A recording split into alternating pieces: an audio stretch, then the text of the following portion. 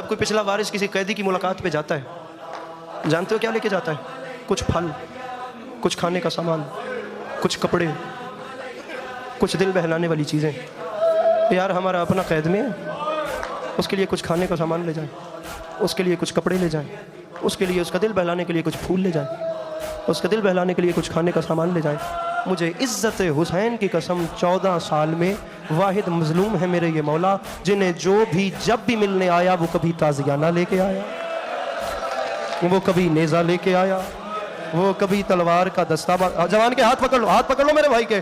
حوصلہ میرا بھائی, حوصلہ حوصلہ حوصلہ حوصلہ حوصلہ میرا بھائی, بڑے حوصلے سے. مجھے 2 منٹ کا جملہ کہنا ہے میرے مطلب. 14 سال کا وقت, 4 قیدیں میرے امام کی تبدیل ہوئی ہیں. اب یہ جو آخری قید تھی سامعین گرامی, ادھر مجھے دیکھیے گا, یہ قید ایسی تھی کہ جو کمرہ زندان تھا, ان ظالموں نے اس کمرے میں میرے مظلوم امام کو نہیں رکھا. اس کمرے کے بیچ میں انہوں نے چھوٹا سا گڑھے نما ایک کنواں کھدوایا. اس تنگ سے کنویں کے بیچ میں انہوں نے دیواروں کے ساتھ, بالکل 4 دیواری کے ساتھ, انہوں نے لوہے کی برچیاں ضرب کر دیں, لوہے کی برچیاں پیوست کر دیں. بیچ میں میرے امام کو کھڑے ہونے کا حکم دے دیا گیا. اب وہ چھوٹا تھا گہرائی میں, میرے امام کھڑے ہو نہیں سکتے تھے. میرے امام رکوع کی صورت میں گئے, انہوں نے اوپر سے وزنی پتھر رکھ دیا, اس کنویں کا منہ بند ہو گیا. تاریخ کہتی ہے 13 سال تک میرے امام رکوع کی حالت میں اس قید خانے میں رہے ہیں.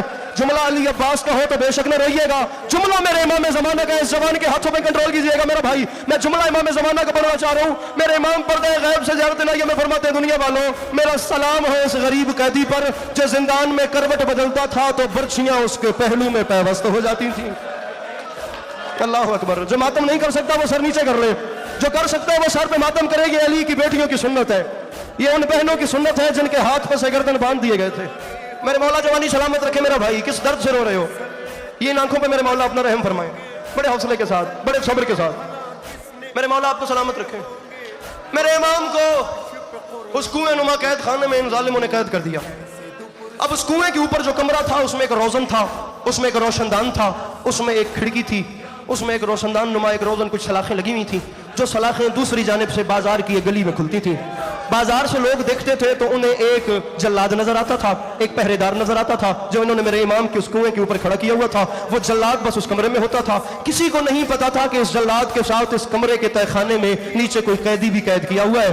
دنیا والوں کو, وہاں کے رہنے والوں کو, بغداد والوں کو صرف وہ جلاد نظر آتا تھا. مجھے عزت حسین کی قسم, ایک دن بازار سے ایک مومن گزر رہا تھا. اس مومن کا نام تھا ایوب. اس مومن ایوب نے دیکھا اس کھڑکی کے اندر وہ جلاد زارو قطار رو رہا تھا. یہ آخر علی کا چاہنے والا تھا, اس کا دل ذرا نازک تھا. یہ چلتا چلتا اس روزن, اس کھڑکی, اس روشن دان کے قریب گیا. اس نے ان سلاخوں کو تھاما.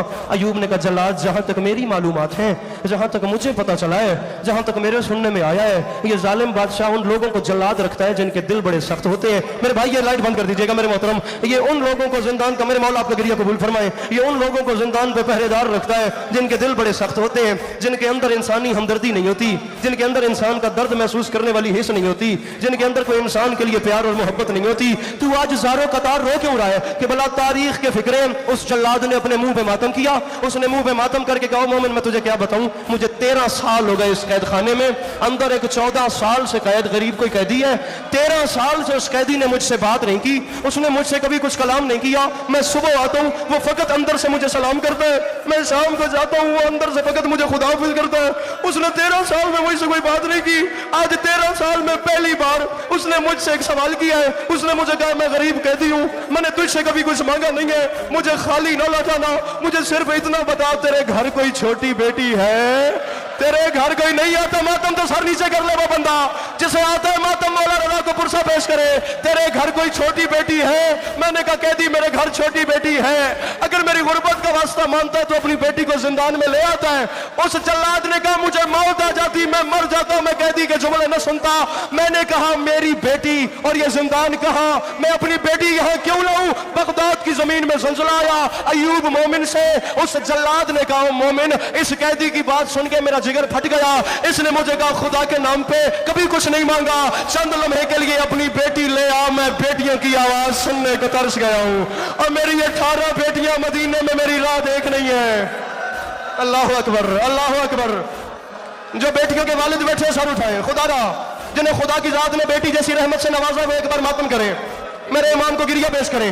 वो ताबूत बाहर आ गया, अभी ना लाइएगा, मैं इशारा करूं 1 मिनट के बाद मैंने बरामदगी करवा देनी है। खुदा रा जब मैं कहूं तो लाइएगा, इज्जत हुसैन की कसम, ये मैं हाथ बांध रहा हूं, खुदा रा किसी तरीके गिरिया करना, एक हाय कर देना, जिंदगी का पता नहीं मेरी या किसी की जिंदगी की आखिरी मजलिस हो, रात कब्र में याद आए इमाम रजा के बाबा की बारगाह में गिरिया पेश किया था। अयूब मोमिन ने ये बात सुनी कि बला तारीख कहती है ढेर देर तक उस जल्लाद के साथ मिलकर वो अयूब रोया।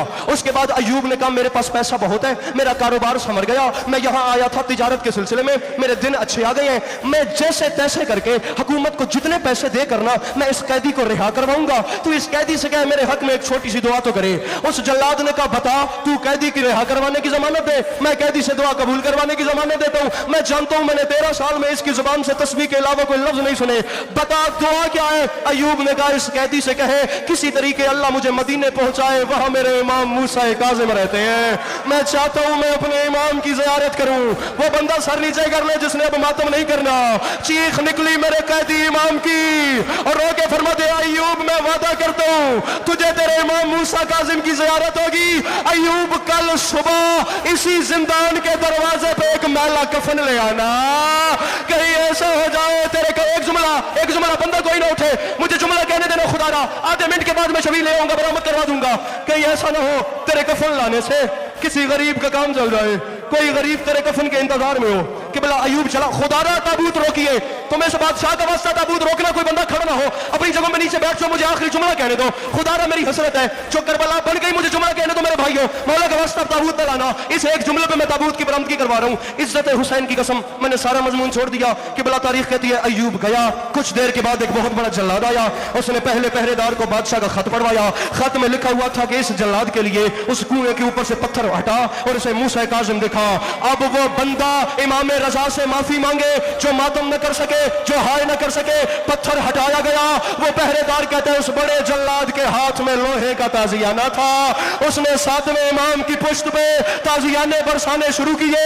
मुझे इस जिक्र की इज्जत की कसम कि भला 2 गरीब है आले मोहम्मद के घर में जिनकी मौत समझ में नहीं आती, एक गरीब अब्बास अलमदार, एक गरीब मेरे इमाम मूसा काज़िम, इनकी मौत समझ में नहीं आती।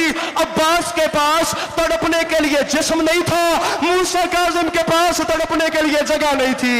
ये जालिम ले आओ मेरे इमाम के ताबूत, ये जालिम ताजियाने मारता था, मेरे मौला तड़प के इस दीवार में लगते, यहाँ की अल्लाह अकबर, यहाँ की पर्चियां मेरे इमाम के पहलू में